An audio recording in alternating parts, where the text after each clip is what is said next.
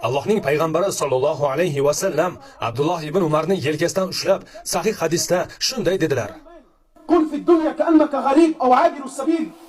Bu dunyoda g'arib yoki musofir kabi bo'ling. Payg'ambarimizning nasihatini qarang. Bu dunyoda g'arib kabi, musofir kabi bo'ling deyaptilar. Bu nimani anglatadi bilasizmi?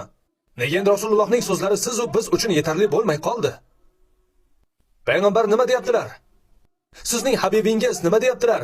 Balki siz bu odam haddidan oshib ketibdi. Bu gaplar menga to'g'ri kelmaydi dersiz, lekin men sizga payg'ambaringizning gapini aytayapman-ku, bu dunyoda g'arib kabi bo'ling, musofir kabi, yo'lovchi kabi bo'ling deyaptilar.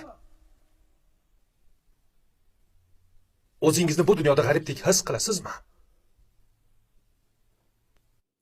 Men o'zim elektrchi bo'lganman. Odamlarning uy qurayotganini, ta'mirlayotganini ko'rganman. Musulmonlar edi bular. Bular musulmonlar edi.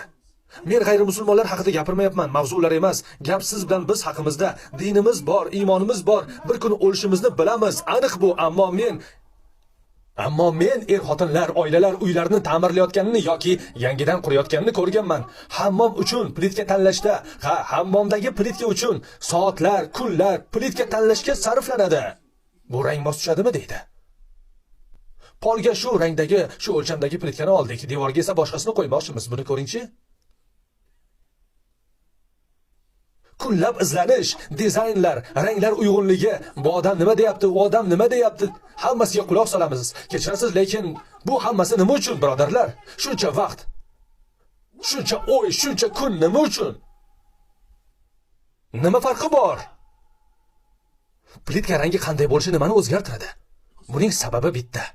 Chunki biz dunyoni sevib qolganmiz.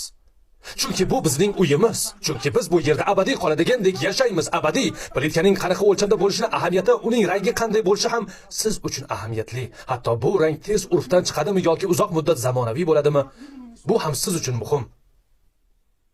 Bilasizmi? Rasululloh sallallohu alayhi va sallam aytganlar. Rasululloh sallallohu alayhi va sallam sahih hadisda aytganlar. Bomdod namozining 2 rakat sunnati. 2 rakat. Biz tark qilib qo'yadigan 2 rakat sunnat. Biz ba'zida o'qimaydigan 2 rakat sunnat. Biz o'tkazib yuborgan 2 rakat sunnat. 2 rakat. Bu sahih hadis. 2 rakat sunnat butun dunyo va undagi narsalardan afzalroqdir. Butun dunyodan, undagi narsalardan 2 rakat sunnat afzal. Bu sahih hadis. Menga rostini ayting. Misol uchun men yangi Ferrari yoki yangi BMW yoki Mercedes-Benz olsam, mutlaqo yangi, uni hovlimdagi mashina qo'yadigan joyga qo'ysam, ertalab turib qarasam, ertalab turib